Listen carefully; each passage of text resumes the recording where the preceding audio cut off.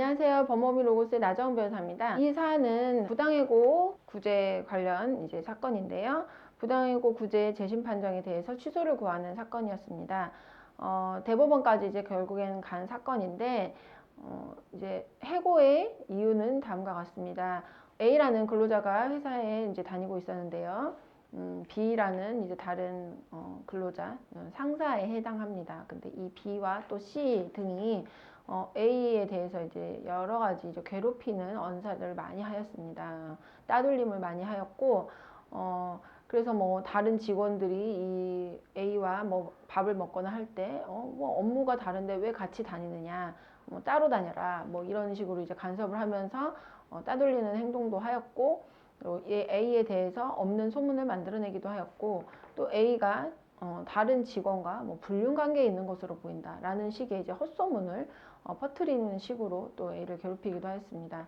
이런 다양한 사실 괴롭힘이 있었던 사안이고, 이 A가 견디다 못해서 사직을 하면서 회사의 게시판에 이 B와 C를 영문으로 지칭을 하면서 이들이 자기의 개인정보도 유출하였고, 자기를 많이 괴롭혔다. 이런 내용으로 민원을 올리고 퇴사를 하게 된 것입니다. 그래서 이 B씨에 대해서 징계 절차가 열리게 되었고, 결과적으로 해고가 되었습니다. 그런데 이게 부당해고다라고 하면서 이 근로자들이 다툰 사안입니다. 원심에서는 이거에 대해서 집단 따돌림이라고까지, 집단 괴롭힘, 집단 따돌림이라고까지 보기는 어렵다.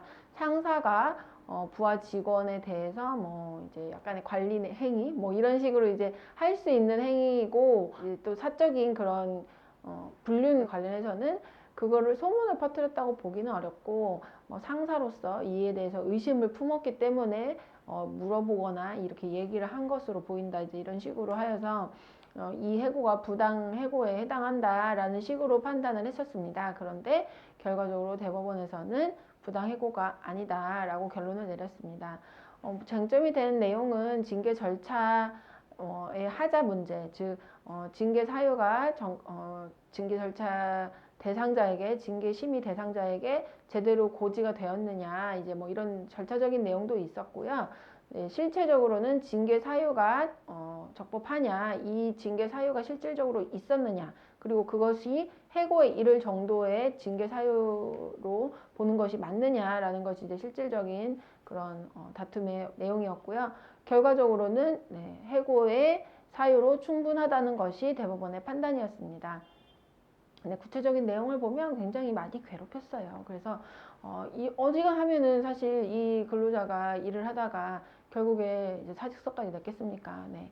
그래서 이런 판결이 나오게 된 것이고, 사실 이게 집단 따돌림이라고 이 회사 측에서 징계 절차를 함에 있어서는 집단 따돌림이라고 명칭을 하긴 했지만, 전체가 다 따돌린 것은 아니고 한 2명이 그렇게 했던 것이긴 합니다. 그런데 2명이든 3명이든 간에 일단은 따돌리는 행동과 괴롭히는 행동을 하였던 것은 맞고, 그 정도가 상당히 중하였다고 대법원에서는 판단을 하였습니다.